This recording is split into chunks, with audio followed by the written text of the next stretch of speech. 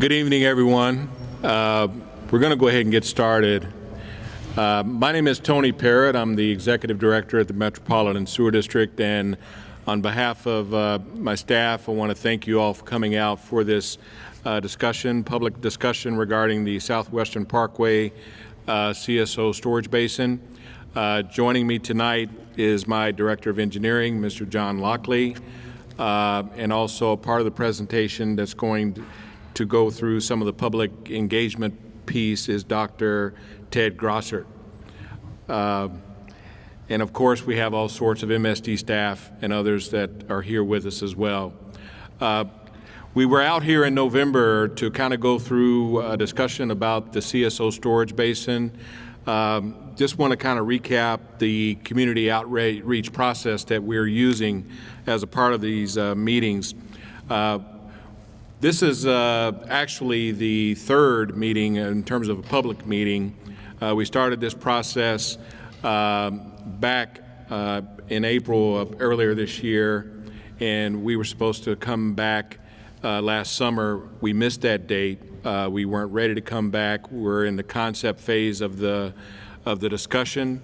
But at the last meeting, we had a lot of discussion about where we were conceptually and why we were doing the project, and we had a lot of public input regarding the specific site and the preference on that site as where the basin is going to be located. Tonight we want to kind of continue to kind of let you know where we are with the concept and the public input that we have received, and also then get into a little more discussion about now, as the project moves beyond concept, exactly what type of amenities and other things on the site do we want to have. So the process tonight essentially is going to have just a little background on the public engagement and give you a snapshot of some of the demographics. I'm going to talk a little bit about project background. Dr. Ted Grossert is going to talk a little bit about the polling results that we received, not only from the last meeting, but also from the online survey that's been online for approximately 6 or 8 weeks. And then we're going to get into the basin location and possible amenities. And then we're going to take some time to collect some question cards. Some of you, when you come in, you should have been handed a card for specific questions, and we're going to take time to answer those questions. So thank you again for being here. We're going to go ahead and get started, and we're going to have Dr. Grossert come up to talk a little bit about the public engagement process.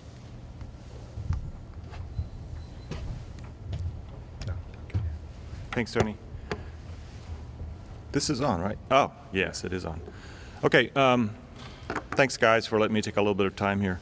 First thing we're gonna do is, what we typically always do is ask a couple of questions of you about who's in the room, and so it helps us kind of keep track of our participation rate. So anything that you see tonight, we'll also have an online poll that'll be up within a few days as soon as we get the results from this meeting. So does everyone have a keypad? If not, the gentleman in the back will get one for you. Okay. So we're going to ask you just a couple of questions right now. What you're looking at is the software is asking you a question about your age. And all you have to do to respond is just press the button that corresponds to whatever it is you want to tell us about your age. You can tell us that you're 49, or you may feel like you look 39, so you can press as many buttons as you want. The last thing you tell the computer is what it will record. And as long as you see that little green light up there, it means the polling is open. So enter your answer now. Those of you with really good eyes can see the little counter going up in the corner.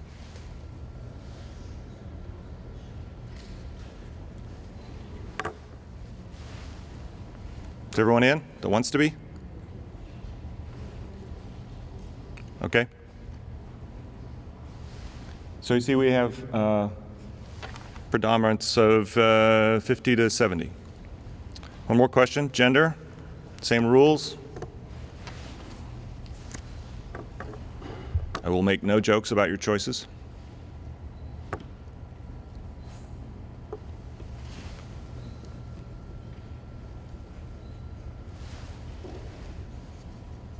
Is everyone in? So we're about three-fifths male, 2/5 women. Thanks. And I think those are all the questions I have for you right now. Oh, no, we have more questions. So we want to know, because all across the city, people have different ways of gaining information. So we'd like to know how you heard about this meeting, right? So we want to know how we can reach out and get your input. So you see the list of options? Postcard, saw it in the Courier Journal, the Metro Council, District Newsletter, the Neighborhood Association. Heard about it word of mouth, from a flyer, from the WIN website, MSD email. We have a Twitter feed now. Any three of those that are ways that you heard about it, you can enter up to 3 in any order.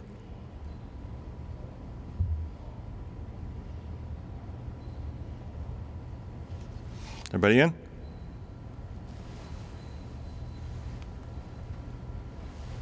So popular ways are word of mouth and the Metro Council District Newsletter. I will tell you in other parts of the city we get different kinds of answers. So in every part of the community, people communicate differently. So the next question that makes sense is, how do you actually learn about MSD projects? Public meetings, the Metro TV videos that are being filmed, the WIN website, the mainstream print, social media, MSD email, Metro Council District Newsletter, bill inserts, or if you haven't gotten any prior information. And again, up to 3 of those.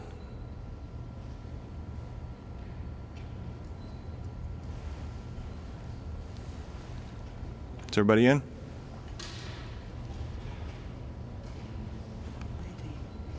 Yeah. So, public meetings, glad to have you here, and the Council District newsletters. We're always looking for new ways. So what are your preferred methods? How would you like to have us contact you, provide information that would be useful for you? Public meetings, the Metro TV, the website, print, social media, MSD email, the newsletters, bill inserts. Which of these are most useful to you? And again, it's up to 3.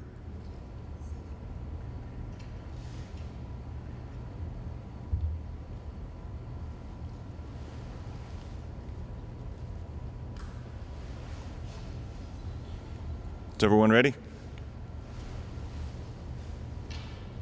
Now we're up to 20. 21. Okay, numbers stop moving. We're going to call it and move on. So public meetings again, Metro Council District newsletter, several other secondary choices. We'll use this information to inform us in the future, so thank you for that. All right, I'm going to hand this back to Tony. Thanks for your time. Thank you, Dr. Ted. Again, what I want to do now is just give you a quick overview and background of the project and why we're doing what we're doing. Within our system, we have sewer overflows, and what this map kind of shows you is a location of combined sewer overflows, which are the blue dots, and sanitary sewer overflows, which is the light green dots.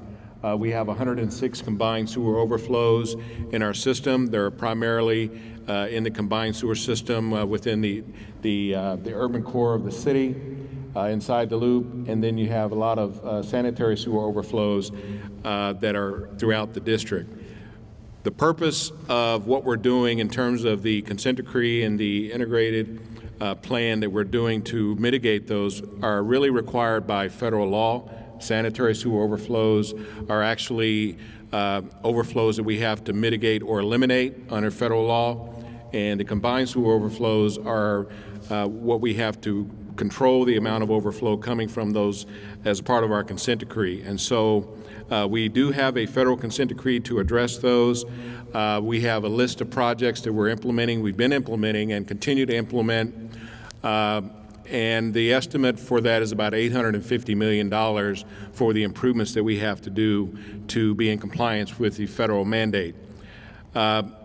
Just a little bit of history. This map kind of shows you the original map of Louisville, and the blue lines pretty much represent the original streams or whatever that were there back in the 1800s. And the black lines were basically showing you how the sewer system, when it was first developed in terms of combined sewers, picked up those streams. A lot of the existing streams we installed large combined sewers to pick up not only stormwater, but also sanitary waste to get it away from the residential areas. And this is a good reason why, a good reflection of, we often get questions of why do we have certain sewers in our neighborhood?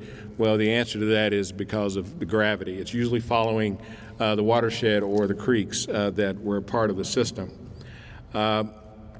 What is a combined sewer? A combined sewer is something that takes on both stormwater and wastewater conveyed in the same pipe.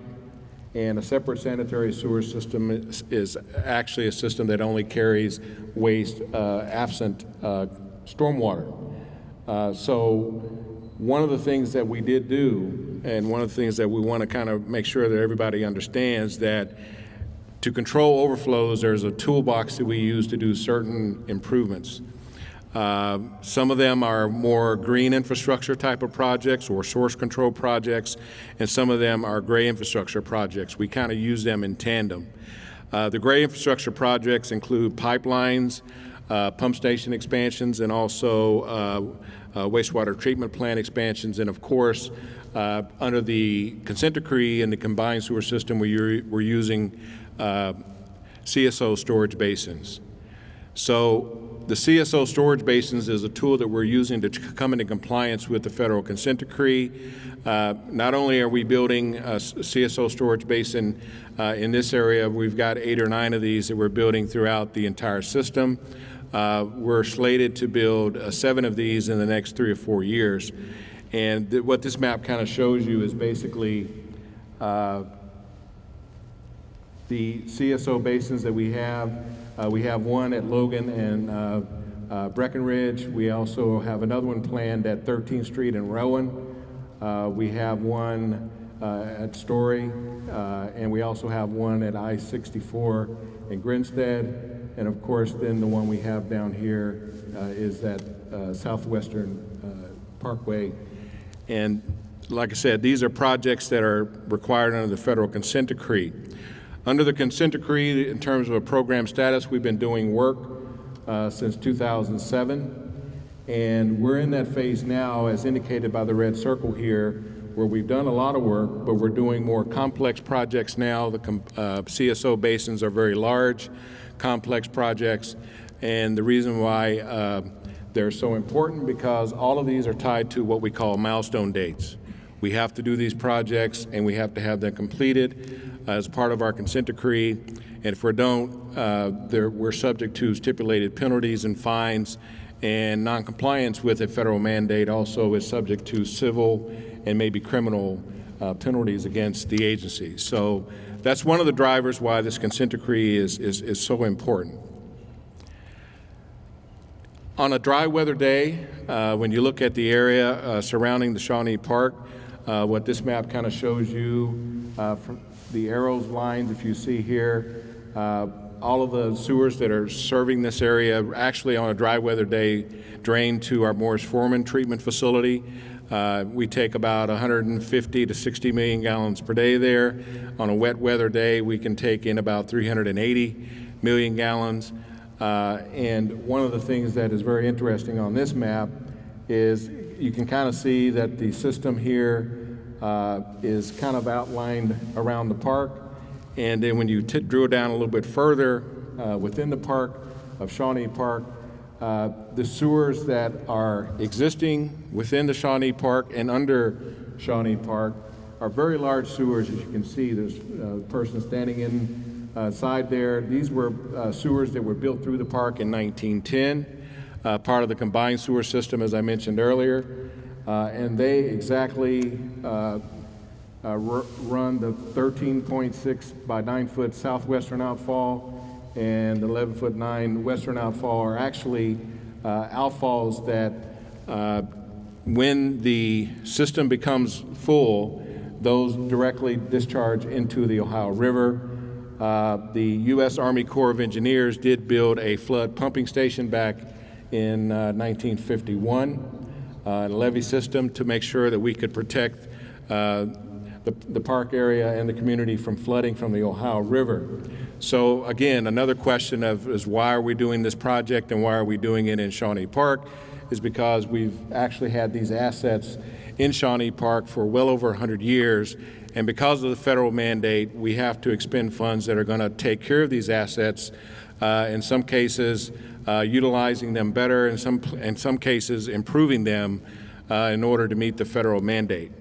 The project itself, if you kind of look at this map here, kind of gives you an idea of what I would call combined sewer overflows. We have 3 very large combined sewer overflows, and then I showed you a map earlier that said on dry weather everything goes to Morris Foreman treatment plant.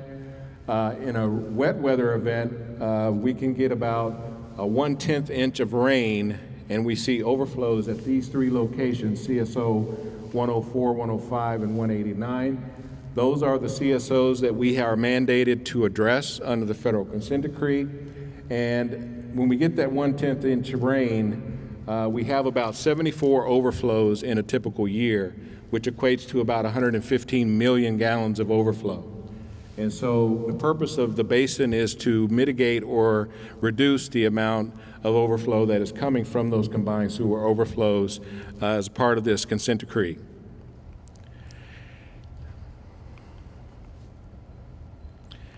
So the question is what is a storage basin, CSO storage basin? It's a basin that provides temporary storage during a wet weather event that would otherwise directly flow into creeks, streams, and rivers. So basically, when we do have a rain event, instead of overflowing, we can able to capture flow within the CSO basin. This kind of gives you a cross-sectional look. It is an underground basin that will be able to take in flow. I think this is a 20 million gallon per day basin. And once the storm subsides, we're able to drain or pump out of the basin and then take it back to our Morris Foreman treatment facility. So the whole purpose is when we have a rain event, we can collect it and then we can treat it, put it back in the system and treat it once the rain event subsides. But this is sort of a cross-sectional view of what it would look like, and it is a buried basin. As I mentioned before, the project is a component of our consent decree, and one of the things that we have to do from a milestone perspective, we had talked about making sure that we could move forward and get the design completed so we can start initiating construction by next summer. The substantial completion or the operational component of the project has to be completed by December 31st, 2018, and it has to be substantially complete by summer of 2019. And so the whole purpose of what we're trying to do is get to a point so we can initiate the design. We want to be able to turn dirt and get the project underway mid-year next year. It's about a 2.5 to 3 year schedule for construction. So as we're sitting here today, we're losing schedule or we're losing float, and we're going to be implementing probably an alternative delivery method just to be able to keep up with what we have to do from a milestone perspective. So hopefully this gives you a little bit of background, and then what we want to do now is go back to the meeting we had last month in November and kind of share with you not only some of the polling results we had here, but some of the results that we were getting from the online survey. So Dr. Ted, if you want to come back up and go through that. Thanks, Tony. Yeah, real quickly, I wanted to just give you a look at the work that we did last time. Many of you were here, so some of these screens will look familiar, and then also give you a summary from the online survey. So if you will recall, basically what we were talking about last time was the location, alternate locations for the two basins, and some of the considerations that attach to that question. So we asked those questions separately. And then the way that we did that, of course, was many of you will remember we had a public meeting here just about a month ago, and there were 50 people that logged in with the keypads, and of those, 40 of them actually gave us feedback specifically about these questions. Then we had an online survey that became active about 3 or 4 days after that and was active for 3 weeks, and it just closed out a week ago. And there we had a lot of participation. We're really happy about that. And you can see from this, we had about slightly over 250 people that weighed in on these same questions, because the online survey is meant to mimic what we do in the public meeting. So here's what that looked like. The public meeting, this kind of window will look familiar to you. It's actually the results from the last time we were here, so that will look, the format looks familiar. And you'll see that the two issues that were scored most frequently as ones that were important considerations is the proximity to residences and the amount of tree loss. Slightly less important were considerations of trying to minimize public park areas, and people were interested in the idea of a possible education center or a recreation pavilion, and everyone wanted to, the other issue was we probably ought to avoid the flood pump station. So that's what that looked like. In that meeting, the results of people's judgments about the suitability for Site A on a scale of 1 to 7 resulted in a mean score of just over 2, which translates to unsuitable. In that same meeting, people's judgments about the suitability of Site B resulted in a mean score of just under 5, which translates to somewhat suitable. So there was a clear distinction in people's suitability ratings. In the online polling, the format looks a little bit different, but it was the same questions. Those top 3 items you see there that are the same 3 that we had in the face-to-face meeting. So proximity to residences, loss of trees, and in this case, slightly comparably more importance to how long the park was closed and access to the park, but quite a bit of similarity there. In terms of the suitability for Site A, the unsuitable bar is at the top, the suitable bar is at the bottom. That mean score is around 3. I'll show you the summary here in a moment. I just wanted you to see the distribution of scores. So that's 253 people. So this is Site A. Site B, again, unsuitable bar is at the top, suitable is at the bottom. So the mean score here is around 5. So what that means is between the face-to-face surveys and the online surveys, we had fairly good consistency in terms of people's judgments of suitability for Site A and Site B. And the items that were most important to them continue to be the loss of trees, the loss of area during construction, and proximity to residences. So those are the results that came out of that. Go back about 3 slides. I didn't quite understand how you got to the final tally. Okay. Site B, Site A, which slide would you like to see? It's a bit difficult to see the mean score down, but it is at the bottom. Let's see if I've got my pointer right. The mean score for this group is 5.06 for 252 people. So you can see there was, you can do the counting yourself, but 46 rated it very unsuitable, you can follow, and 139 rated it very suitable. So that's the average of those 252 surveys.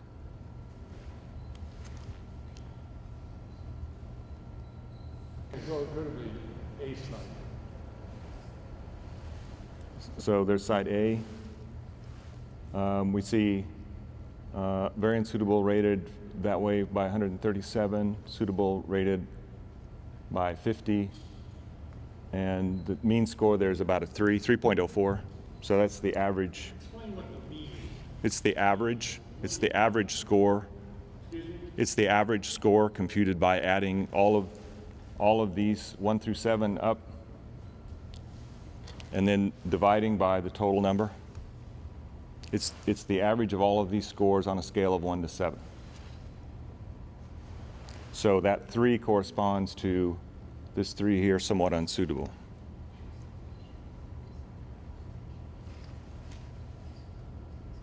Does that make sense?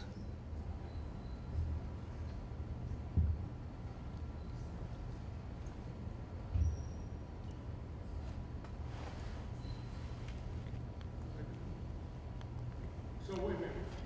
So in that, the very unsuitable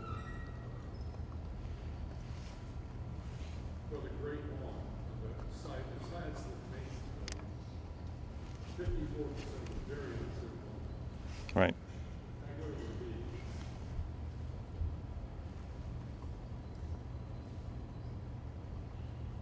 So there, a lot more people felt that site B was less unsuitable than site A. Well, many of them felt that it was very suitable.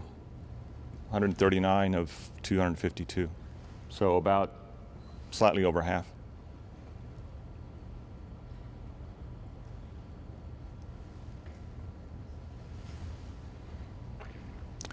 If you want to, I mean, if you want to talk about this afterwards, we can, but those are sort of the results. And I think at this point, I'm handing it back to Tony.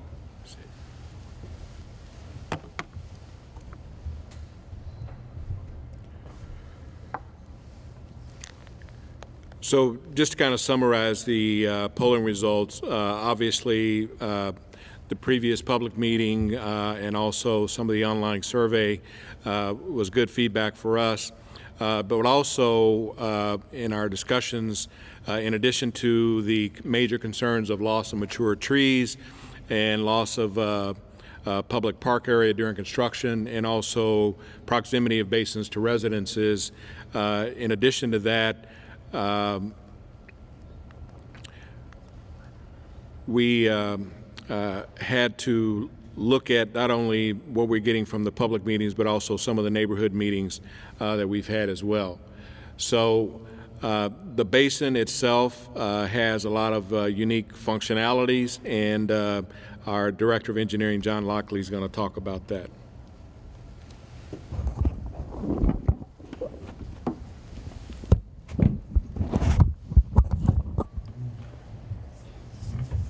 Thank you. So we're going to talk about the site selection. So just real quick, Site B is selected as a site location for the proposed basin. And this was a combination of meeting with metro agencies, coordinating with them. We met with the Parks Department. We met with the Mayor's Office, multiple public and neighborhood meetings, working with the council folks, and then the online surveying. So just like to talk about some of the basin functionality. And what we've decided to do is to show you 2 options for Site B. And before we get into that, into the maps, talk about the functionality. So what the basins do. No matter where they are, Site B1 or B2, it's gravity in, pumped out. This hasn't changed from our last meeting. The water surface elevation will be below basement elevation, so we're designing everything to prevent any basement backups, basement flooding. When the basin is full, the system will act as it does today. The CSOs will still be in place. We'll store as much as we can to be treated at Morris Foreman, but then you'll still have the overflows. So that'll also help prevent any of the basement backups. There will be provisions for odor control. For those that was at the last meeting, there are many cities, Detroit, Milwaukee, Atlanta, that have been in consent decree many years before us that have built basins. And every one of them, this is highly, very diluted water. It is meant to be drained within a day. And all of them said that if they had to do it again, they would not put in odor control. It's millions of dollars worth of equipment. Provisions will be put in place, the conduits, the electrical, the piping, so that if there are concerns, very quickly we can put it in place. But odor control, well, it'll be provided if it's needed. The one thing that is very common to all the sites is there is going to be a control building. The control building will have the electrical components. These are very large control panels. It'll be some of the motors, some of the centers. We cannot let that can't get wet. It has to be above ground. So it has to be in a building. And if you're familiar with the park, it'll be somewhat similar to the size. We have an existing flood pump station there. It'll be somewhat similar to that. Not quite as big, but somewhat similar. But there will be, for both sites, an above-ground structure. Now that we know the site, we can start talking about what's left behind, but you know, as we talked at the last meeting, the building can be used as some sort of a park amenity. We can have our part of it and then have open air pavilion. It could have education center. There's a lot of things that we can do that could be part of the building once we're done. There will be some air vents that help equalize pressure in the basin, and then there will be a screen generator to prevent the overflows, both in the homes and both also at the sites. We have to make sure the site's protected in case of power outages, so there will be a generator. So this just real quick talks about discussing between the areas, what we're going to call B1, and then area B2. And just real quick, this is a rendering. This is the loop road today. So this is the road that you would go around to the site. This is the Great Lawn. This is the basin. And this is just a representative of what our building would roughly look like. You can see the comparative size. There's a pickup truck, average size pickup truck. And this would just be an example of, and this is the basis of the options. We can have, and this is the Great Lawn. When the basin's all done, the Great Lawn will be like it is today. It's a Great Lawn, grass. Are there air vents coming up out of this structure, out of the basin? Air vents? Yes, there will be vents out of the basin. There will be vents out of the basin, yes. How many air vents are there? I don't know that exact number because, They be in the middle of the Great Lawn over the basin? no, the vents could be put anywhere, and typically we'll put them over an area more closer to where the control building is. Air vents are not going to be over the basin? There could be piping, and the piping, because ultimately any air vents that comes out of here, if there's potential for odor, all the odor equipment and all that information is going to be here. So we're going to have all that piping and everything over in this area so that it'll be there. There will be nothing in this area. And how do you keep people away from the vents? Well, the vents can be a number of things. They will be below ground. And they'll be graded. They'll be part of the building. So there really won't be opportunities for people to get into them. Well, is there a fence around it? Well, those are some things that once we come back to our advanced design and once we talk with the parks and stuff and we talk with you guys, we haven't got there yet, whether the site's fenced, whether it's the building. If that building's part of the recreational center, we wouldn't want necessarily the fence around it. Those are a lot of details that we'll have to get once we get a little bit more feedback. But this is just showing some examples of what we could do. And this is just the two options, and I'm only emphasizing this is the two options would be is the building here on the outside of the loop road on the parkway side, or the building would be just on the inside of the loop road. And to show that a little detail, this is option B1.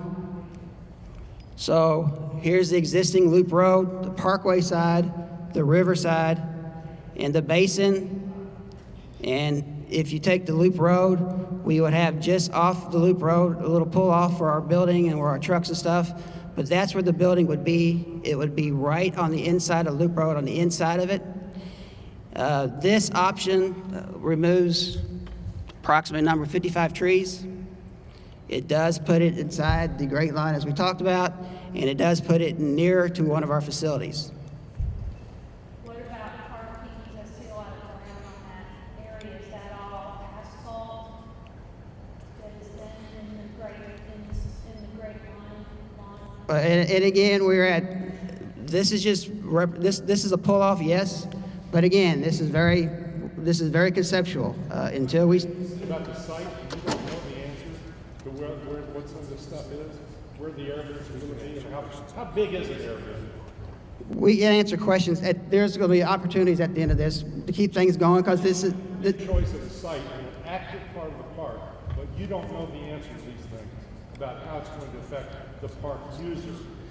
It's a concept, and we didn't want to assume where the site was or assume to go into an advanced design where you get a lot of those numbers until we knew exactly where it was going to be.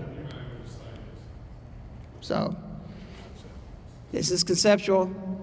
So this is the area, I apologize. So this is if keeping the building, any part of the building that any part of it closer to our flood pump station, but this puts the building outside of the loop road. So that's basically the two options that could work with this site. Did you look at opportunities to incorporate the pumping station with the existing, so you're not having to have building after building after building?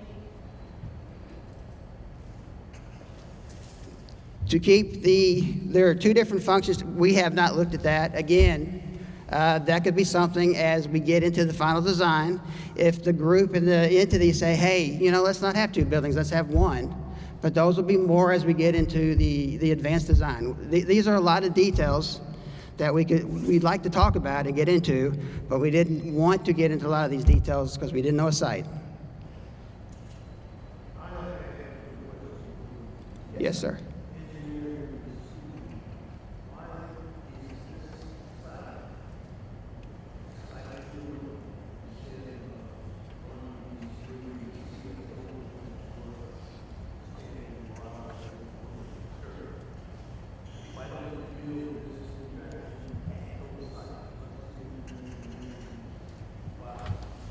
Well, we are building those at those sites. This is the one CSO. Here's the other two CSOs. So, for example, this is the area. We have to have 20 million gallons worth of storage. You could not put this 20 million gallon basin in Broadway. You couldn't do it. It wouldn't be allowed.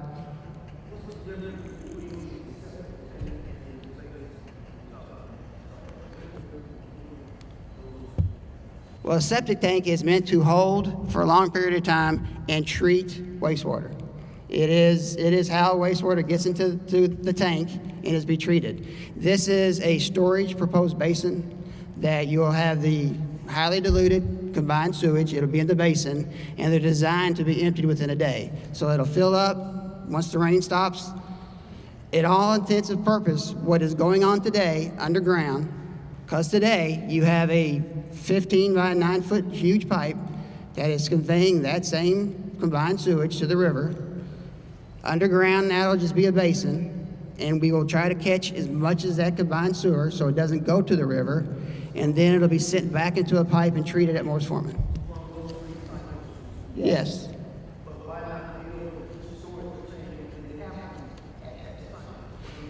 There is not the room at those sites to put that storage. You need a very large basin. Plus, if you did anything along the road, you're going to be displacing homes. You're going to be tearing down homes.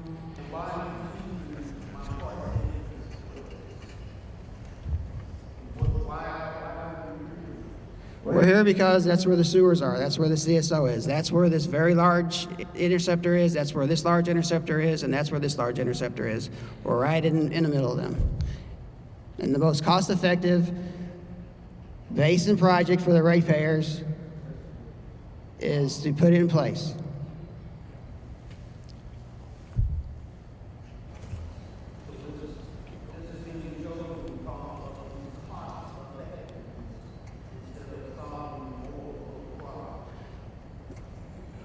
It does solve the overflow problem. That's why we're building it. It's mitigating the overflows from 74 times on a typical year.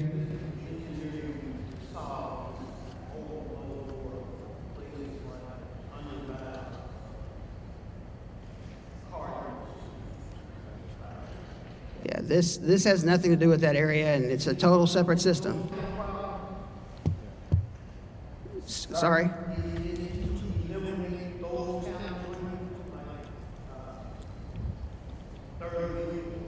No, they're totally separate systems. They're not even interconnected. This is not anything that would be put in place to eliminate a basin over those areas by U of L could be put in place, but it won't I mean, it could be used for that. No. No. This is to mitigate combined sewer overflows that are now going into the Ohio River. Yes.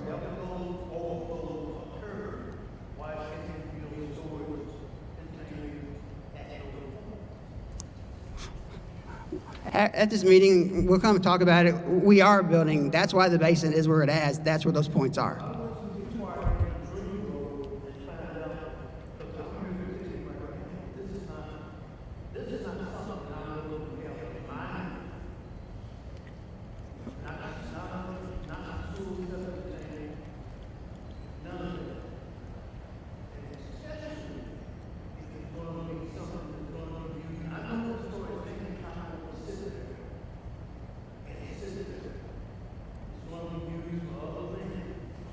No, it's not, sir. It is.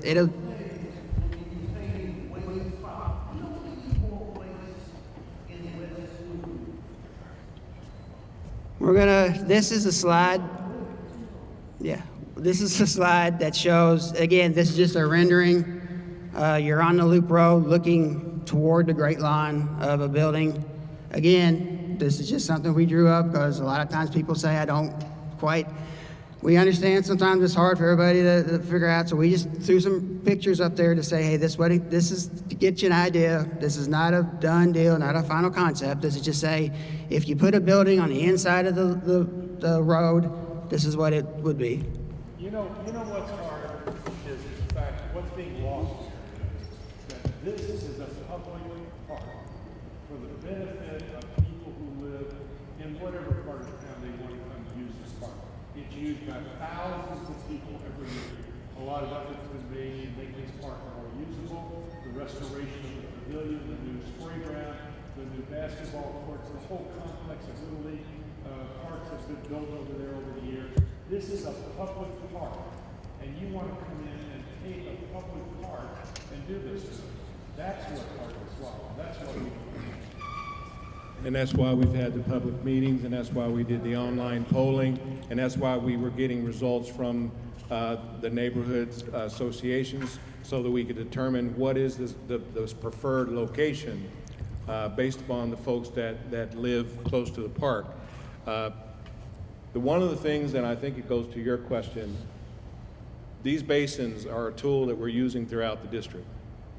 And depending on where those overflows are, we are choosing the location that is picking up the largest volume in those specific CSO areas. The CSOs, these three CSOs that are located at Southwestern and Broadway, the only way we can remedy that is to be closest to those CSOs as we can to pick up that volume and that storage. We went through that at the last public meeting. We got online polling when folks were here in the meeting. We've also had the survey online for the last 3 or 4 weeks to get feedback from the public so that we could make the selection. And what we're getting from the polling is that Site B is the preferred site. Now that we have Site B as a preferred site, we're trying to get additional feedback so we can move forward with the design under the Site B location. And so we're trying to show that some of the amenities that we have that are going to be a part of the Site B site could be a pavilion type structure, could be a restroom, could be an air station for bicycles, etc. We don't want to fill the list here, but it's something that we're willing to continue to get more feedback from, whether it's from parks. I think Marty is here. I don't know if you want to come up and talk a little bit about the amenities piece, but we're continuing. This is a concept that we have got to take to an advanced stage. We're trying to get as much public input as we can before we get to the advanced stage. And so, Marty, pardon? Other than in a public park, other than Tony Park, Pardon? what do you think the vote would look like? I'm sorry, I didn't hear you. Another location or the park? You want to gauge The public process that began over 6 months ago did view what is the appropriate location. And the appropriate location is closest to the CSOs that are located at the park. hope I can read my notes. Your eyes must be better. You must have been in that under 50 category, Tony. You know, sitting here listening and taking some notes, one thing's for certain, Metro Parks and Recreation does want to thank MSD for a willingness to listen and be flexible. Now that we have a location, a basic location, I guess we're going to vote on B1 or B2 at some point in time. I do think it will be a win for the community when it's all completed. Every time it rains, floods, or someone flushes, Tony, we can thank you and your team for what you have going on here. And I think location B, it seems to be less disruptive to maintenance operations, neighbors, trees, all positive things, and know that everyone really had a voice in choosing those locations. Seeing that what you put up here, it's nice to see that you're very receptive to have some lead backs, some amenities for the park. Being able to restore something or build something new. I get questions all the time about people, about MSD, restrooms, will we have more restrooms? Those are all things that I think people want to see. It's good to see that that's a possibility on your nickel. But I do think that I look forward to the collaborative discussions for making long-term and long-lasting improvements to the park, which I know those are not all the long-term, long-lasting improvements. I think one of the things that we're going to need is to collaboratively talk with the park users. We're going to need to talk with the neighbors, Councilwoman, her aide, our partners at Olmsted Conservancy, and our partners at MSD to lay out plans that what we can accomplish together. And it is good to see that you're willing to make changes to that 1951 building, because it looks like a 1951 building. So we're excited to finally see that a location is happening, that everyone's voice was heard, and we're looking forward to try to finish this thing out, Tony. Thank you. And John and Doc.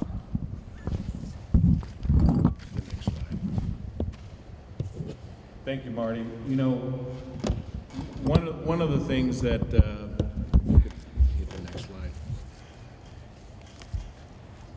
I guess we're going to try to get some feel, Dr. Ted, from what type of leave-behinds or what type of amenities for B1 versus B2 on an online basis tonight, because we have to get more input from for a concept to move forward for B1 or B2. So I don't know how you want to do this, Doc.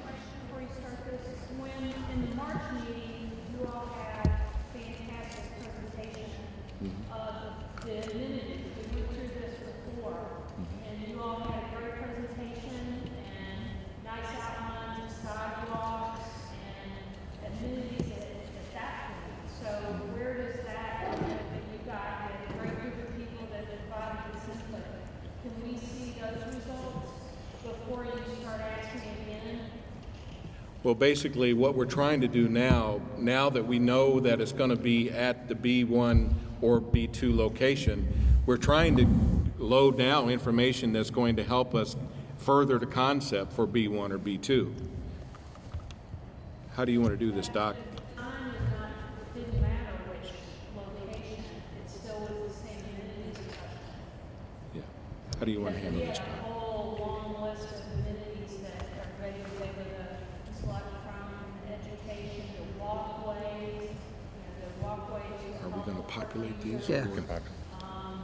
If you want to suggest those now, we can That's where we're trying to those in. populate it. That's where we're at right now. So this is just a beginner list. So if you've got something you'd like to suggest. I do have a question of clarification then.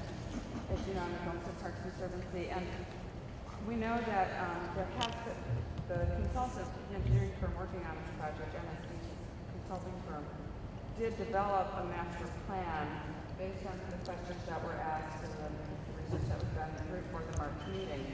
That master plan exists already, and there are a lot of amenities included in that master plan that are outside of this particular footprint.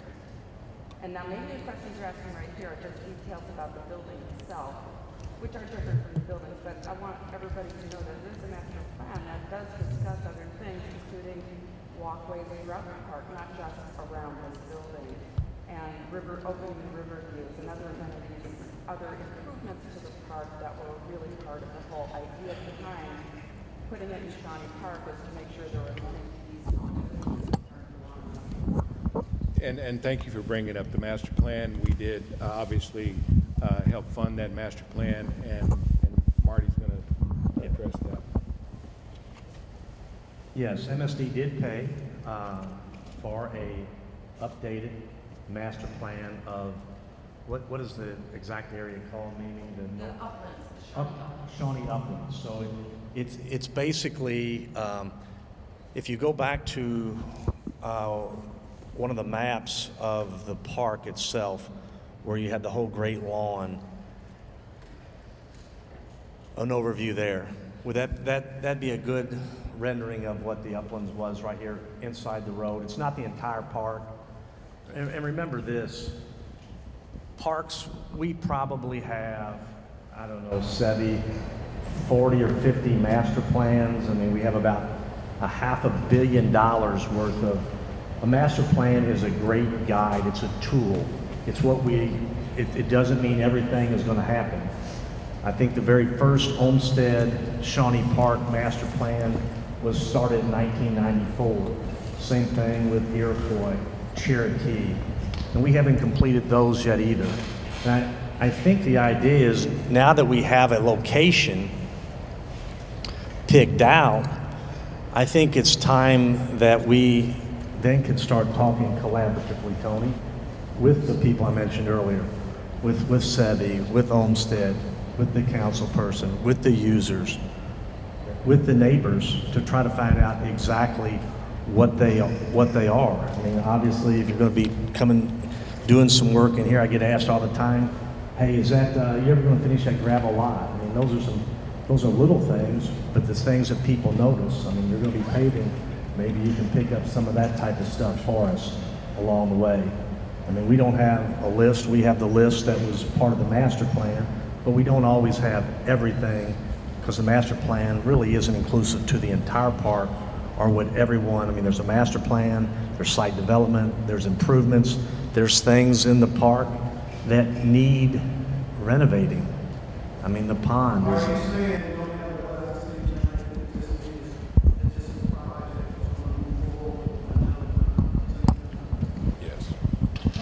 I'll let the executive director of MSD answer that one. Well, I mean, we've gotten feedback on the site itself. We're trying to build and move from a concept to an advanced stage of design, and so we're at that point now to where we have to complete the design, and we are going to, by schedule, we need to stay in line with the milestone date that is mandated by the federal consent decree. We have to be in construction by summer of next year.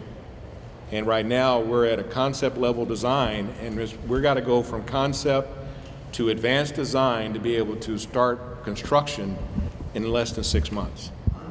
So to answer your question, we have gotten feedback since March on where the site needed to be. And what we're saying is tonight, we have decided that Site B is the preferred site over Site A, which is that the people that were at the last public meeting, the people who have participated in the online survey, have given us feedback that they prefer Site B as opposed to Site A. Site A was at the corner of Broadway and Southwestern Boulevard.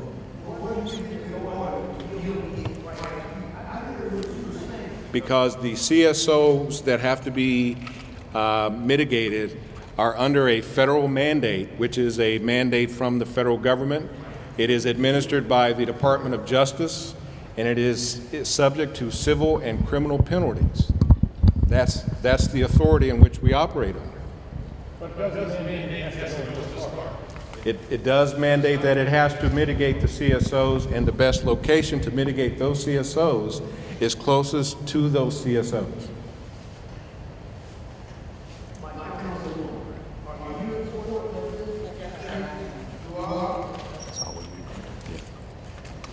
We have given you cards. If you have questions, we want to try to get through this point to where we can get this feedback and advance the design based on feedback for the amenities.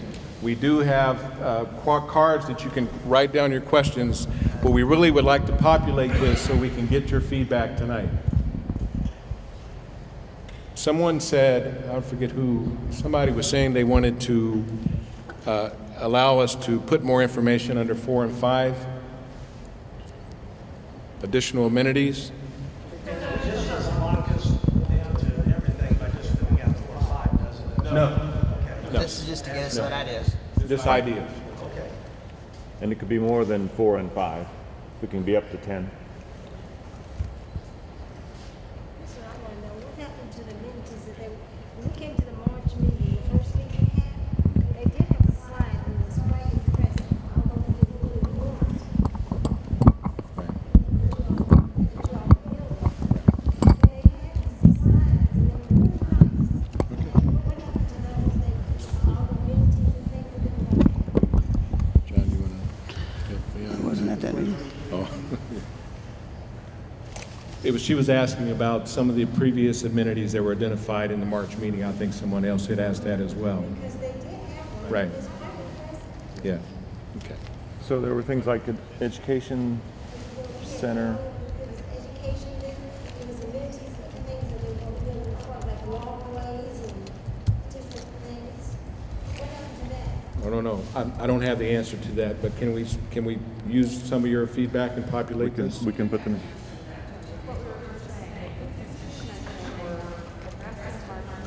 Right. Right.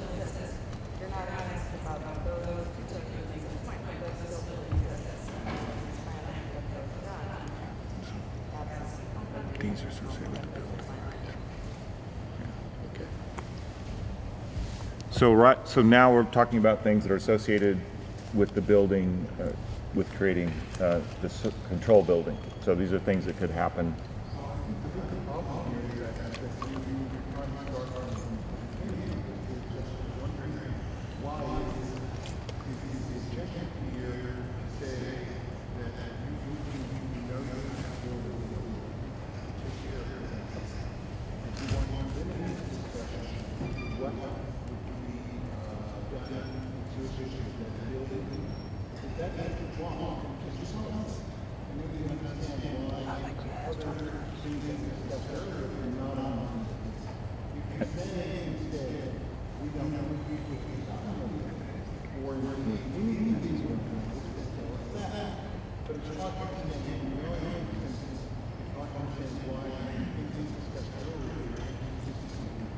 Well, I think, thank you for the clarity, Errol. I think what we're saying to you now is that for B1 and B2, we are asking for what stuff that is more specific to B1 and B2.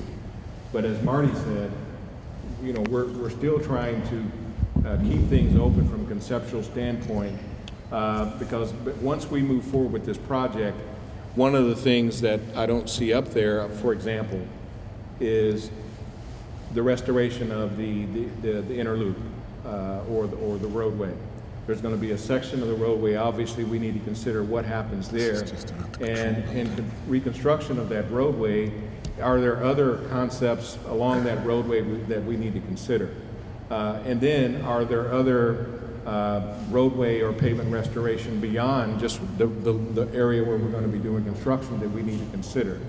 So even though we're asking to look at amenities specific to B1 for the control building or any type of improvements to the existing flood pump station building, we're still receptive to any other feedback we get. And there is another slide.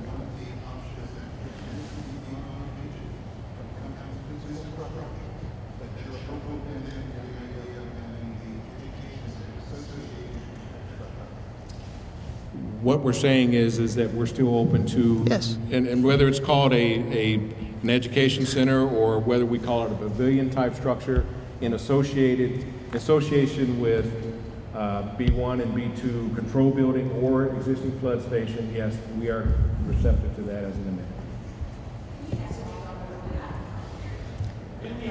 Yeah, well, we were trying, we want to set up the process to where once we get through this, we're trying to get through this, but everybody should have received a card where we could take questions and then respond to the questions, because it is hard to hear, and plus we're taping this for purposes as well, so it's hard to hear without the microphones. So you said,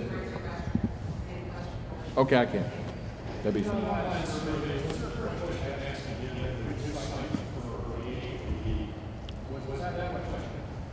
It was, as I presented it, there was a suitability rating for each one separately. Because some people said you could give a suitability rating for both. Could you vote for A or B? You could get, no, we didn't have a choice between them. Because some folks thought both sites were suitable, some folks thought both sites were unsuitable, so we let them rate each site. The question was, on the online survey, was there a vote between A or B? And the response is, folks had the opportunity to rate both sites, whether they thought it was unsuitable or suitable. They had the ability to rate both sites. On your question on B1 and B2, what's the process in determining who's going to make that decision and at what point is that decision made for B1 and B2? In terms of the amenities? No, in terms of what's the process in approving one area or the other? The process would be similar to what we're doing now. We're going to take the poll piece to get some input tonight, and then follow up with the ability to have some input via a survey, and then make decisions after we get that feedback. So there will be, in this presentation, a suitability for the location of each of the buildings in the same way that we did with the basins. We haven't gotten to that question yet. Yeah. Right now, we're asking about amenities that could be associated with the building regardless of where it is. And we thought it would be helpful to talk about that first in case it influenced how you thought about the location of the building on one side of the drive or the other. We could,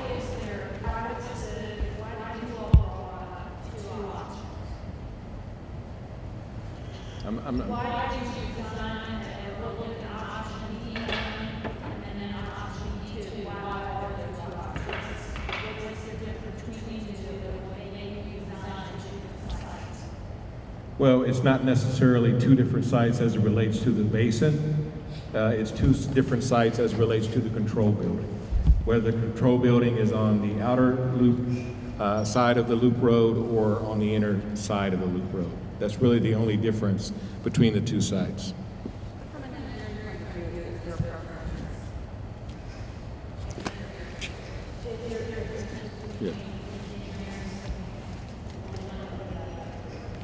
If there's a preference from an engineering standpoint, one for the other, I would say it's on the outside of the loop road as close as we can get to the existing flood pump station, because that's where it's going to be our area of operations. That's where we're going to be.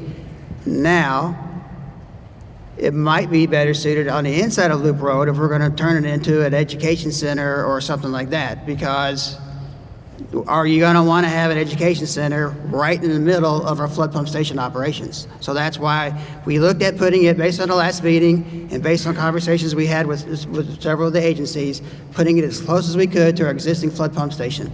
The other question was, we heard trees was a concern. It was in the polls. So we said, well, you know, if we put it on the other side of Loop Road, we could save 10 trees. So to be honest with you, that's where that kind of came from, was if you put it on the other side, you save some trees.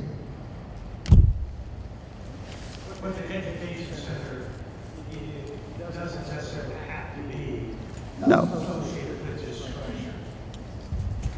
Nope. That's when we get back to trying to figure out the location, then we can start talking about Amenities. lead by.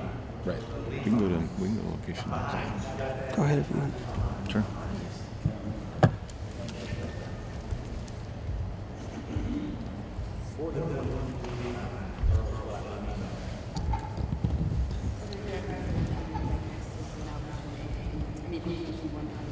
So this would be the vote for site A or site 1 or site 2.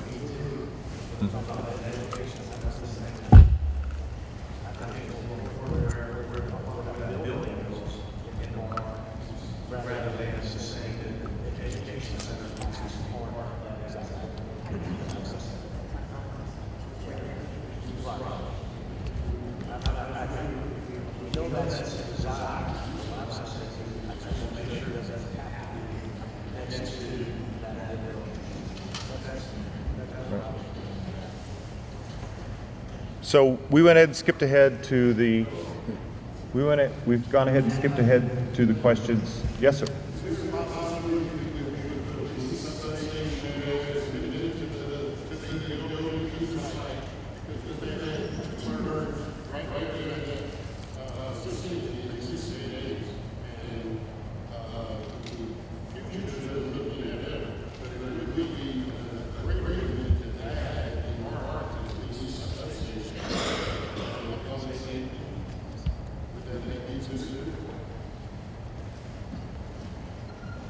I'll just say that a police substation, which we have in some of our already existing parks, really don't have any bearing on whether or not Central Park this past weekend, there was a murder at 4th and Park.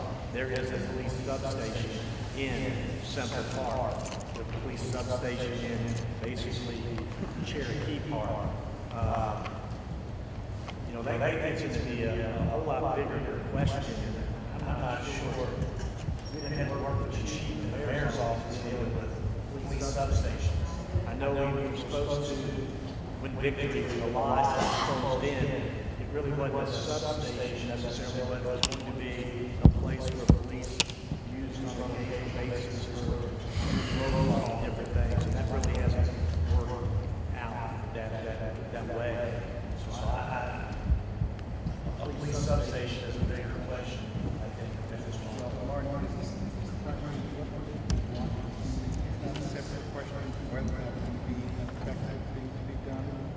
Yes.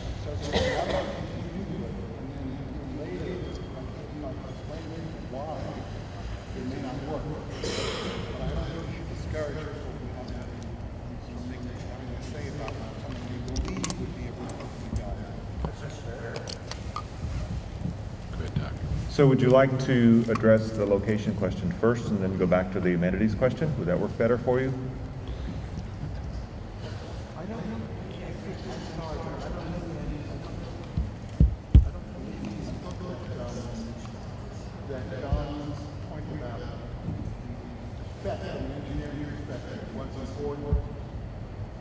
But unless you flesh that out for those of us who vote on it, A or B is irrelevant. It doesn't make any sense.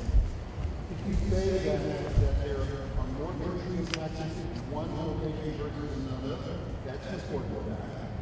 If there's something else that you believe is really critical that we should understand and maybe vote on, you should tell us what that is. Otherwise, we haven't got a basis for making a decision. Kind of like, I don't want to suggest this now, but it's almost as if you're giving us a choice and say, well, you had a choice, even though the choice was one that could be immediately made. And I just want to correct something real quick. On an engineering point, it doesn't matter where we put the building. I had my operations hat on. If you're guys from operations that are going to be working at the buildings, having them closer together would help the operations. On an engineering standpoint, we could put that building anywhere in the vicinity of the basin. Which one has the least impact on park users? I would say they both have the same impact on park users. So then it doesn't matter. That's what I said earlier. As an engineering standpoint, there will be, unfortunately, there will be a disturbance to the park while we're building it.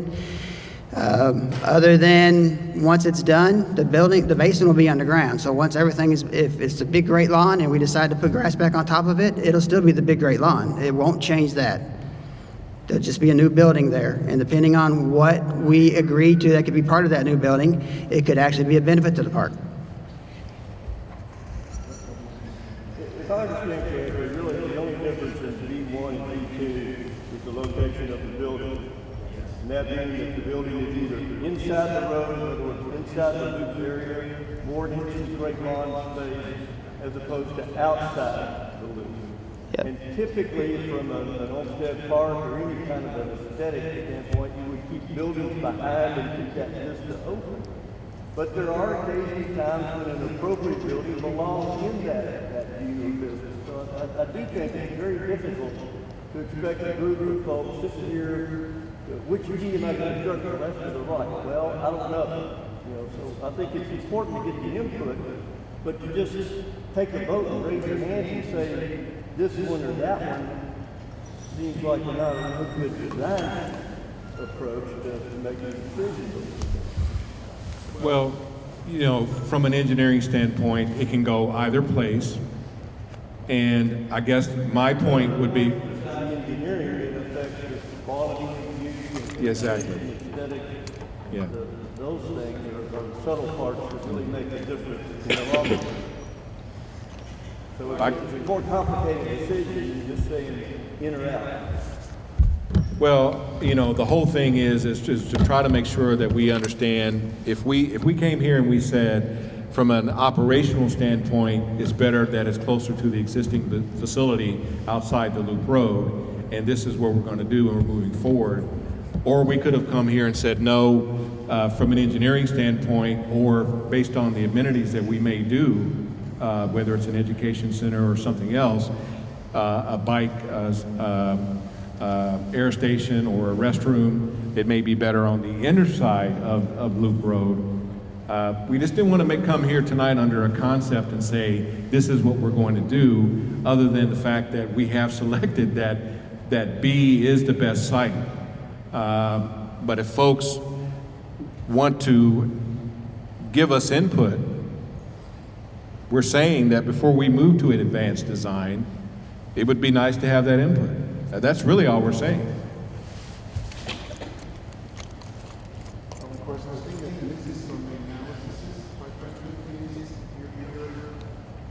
You're looking at this from purely MSD's point of view and what you guys do, but you're not looking at it from the perspective of who enjoys a park. That's what the public poll did. That's what this question is about.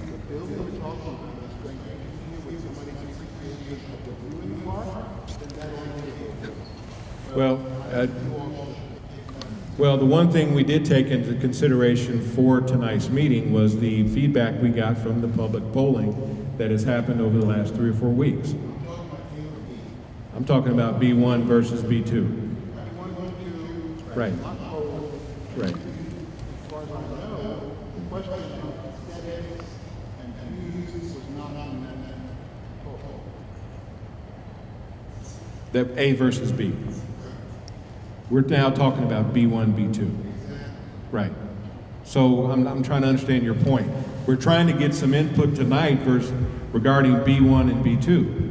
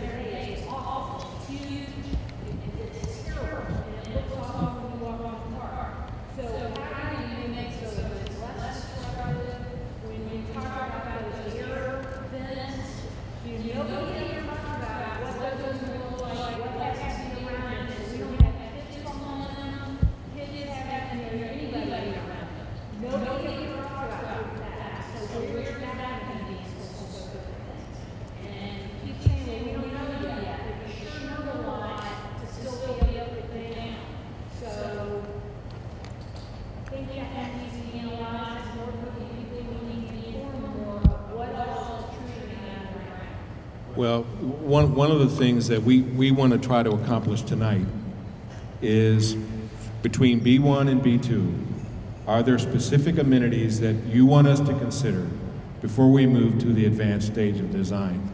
As we move into the advanced stage piece, we can address all of those issues you just mentioned. But we need to try to get that insight or information tonight between B1 and B2.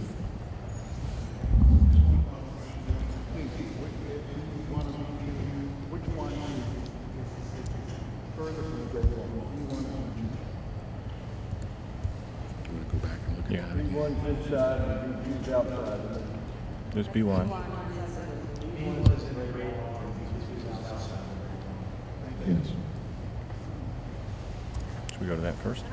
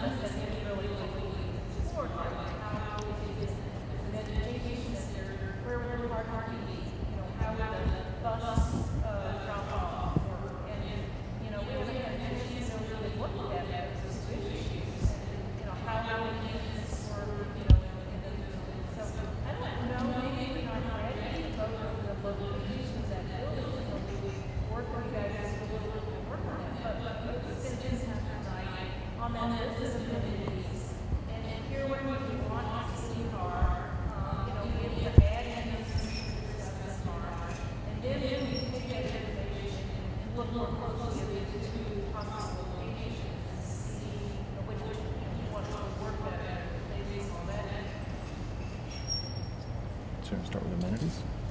One area is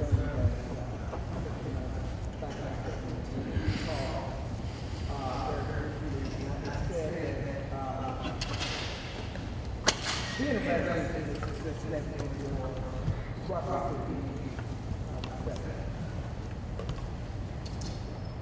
There is a concern that people come to me and come to me and expect to couple of people. Number one, people who live across that park. And when I was young, I pretty much know them when they were they're older. They're seniors.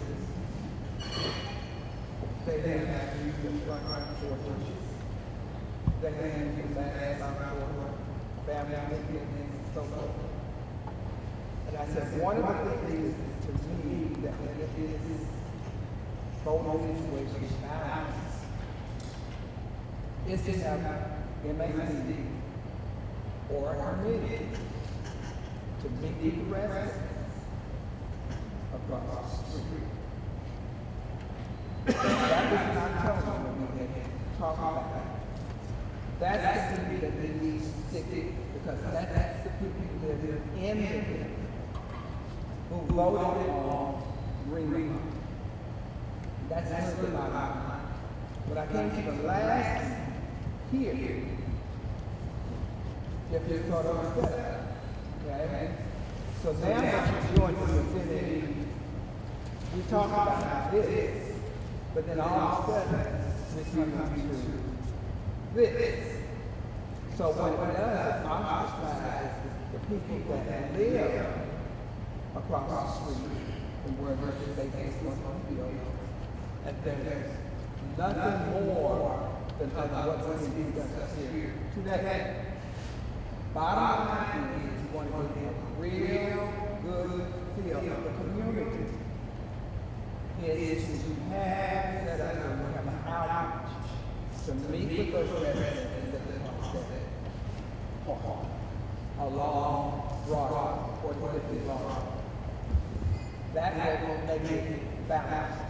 But when you get every department in here, and the people at home, obviously not with whatever we need, but then again, it's back to outreach. You have to not only put the leads and the pamphlets and the thing, you got to come back and talk. And that's what it is. So when you take it, this is what we got. This is what we have. This is maybe from those people that live across the street in that general area. Is it balance? Is It's not sending other people from other neighborhoods to come and this is what we have to say on our issues.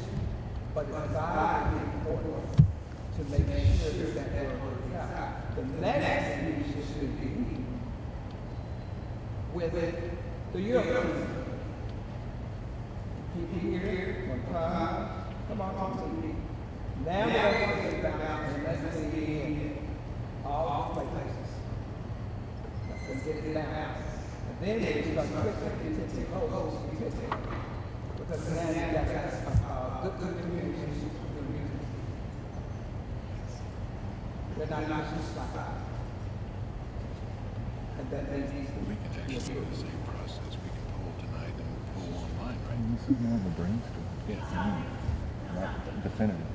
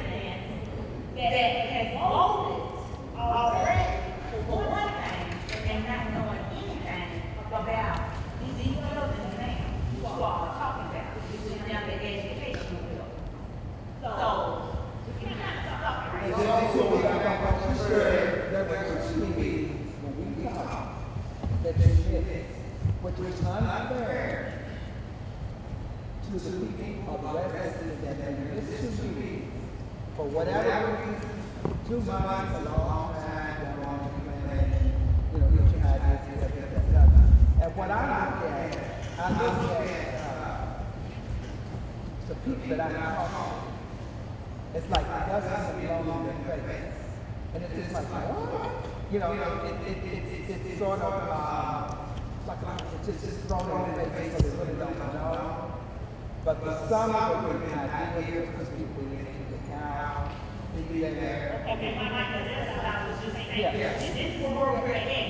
So So right now, we can take a clock, and the residents is just thinking that they done already voted online, survey, whatever, on the brick line, or building site A and site B. Then we come to tonight, and it's all about where the educational building should be. The control building. So, now, as of tonight, I'm asking you, Tony, could you all meet and stand up the buildings and come back, and then that way we can just come and vote? Because see, now people are going to get frustrated. And then it's going to be, it was MSD fault, it was their fault, it was Sherry's fault, it was Marty's fault, it was the mayor's fault. So, right now, I really think, because I would have done what I'm saying,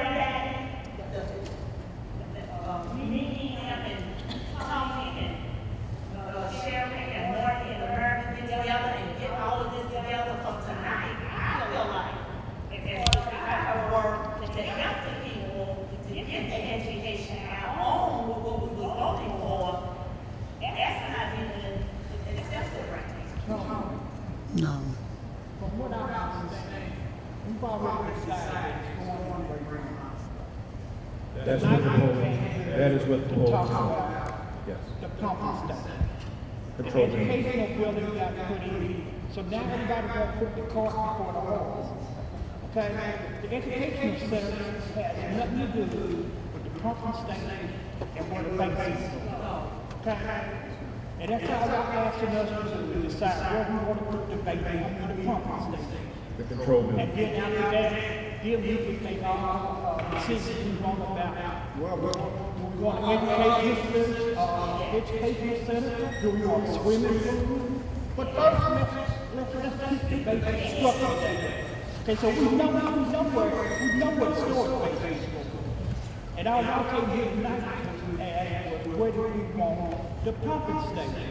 And how the educational building got into it, I had no idea. But that was something the residents which should have never been allowed, because that was what we came in first. And it just got everybody out of track. You know, talking about the master plan. And all that stuff like that. Excuse me, Darren, at this point, can we take and stop this and meet right after the new year? That's just 2.5 weeks away. Well, I can tell you what, and then going back to his comment, we came here to share the results of A versus B. Okay. And that polling result shows that B is the preferred site. Along with B being the preferred site, the simple question we asked tonight was, the control building that goes with the basin, is there a desire to have it inside the loop road or outside the loop road? From our perspective, we can put it, either way. Yes. But we didn't want to come here assuming that our way was what the public wanted. I mean, so, the only thing that we're trying to decide tonight is between B1 and B2 is the control building. The basin is where it's going to be. Okay, so it's gonna be in Great Line. It's gonna be in Great Line. Line. Part B and part B1 and B2, right? That's what we need to vote on. That's exactly what we're asking. Okay, can you do that? Because it's late, and I need to be up early. And I'm not meeting you all, don't keep me wrong, but it's been a long day. And, it's just so much. Do you still have your clickers? Yes, it's just late. So this is the question about location B1. How suitable do you think that is? That's And that's inside Loop Road. and that's the location inside Loop Road, B1.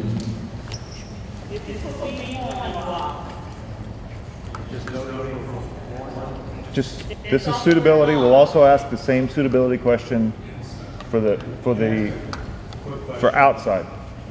Between B1 and B2. So B2 is outside, on the outside of the road. Is there going to be more disruption to the road? Is that going to be torn up and longer, take a longer time between B1 and B2? Yeah, traffic flows through that. Is that going to change the amount of time? No. No, sir. Yes, sir. Yeah.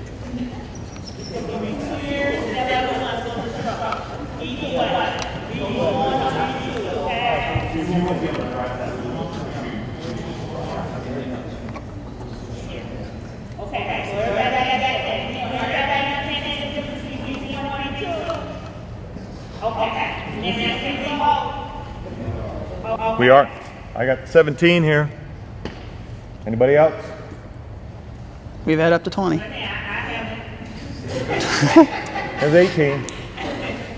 Okay, I think 2 left. Letter rip tears, yeah. Yeah. okay, I'm ready. Okay. So 3/5 of you think that's a very unsuitable location. So B2, outside the loop road near the pump house, near the existing pump house. How suitable is that? All right, let's vote, you guys. Low number is unsuitable, high number is suitable. Up to 7.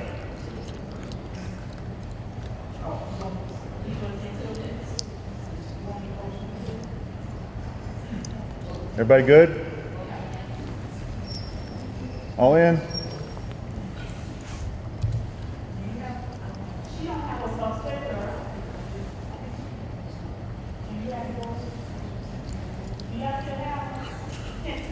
Excuse me, I need to vote for 2 people. Go back. Yeah, I have. Did she vote again? Okay. You want to rescore this one? Rescore the second one? Hang on a second. Let me reset it. Okay, go. We're repolling on location B2. B2, so yeah.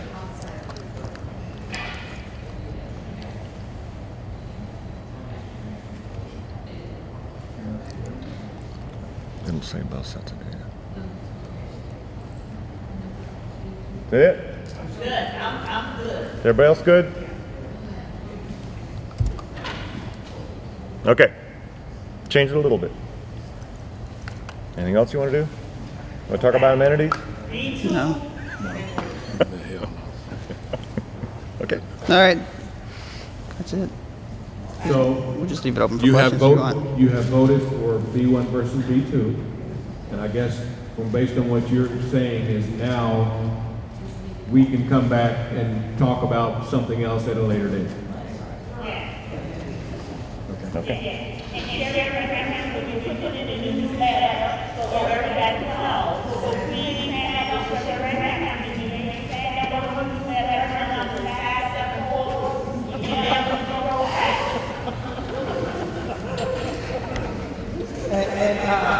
One other thing, we need to let the residents know that we had talked about. We can work with you.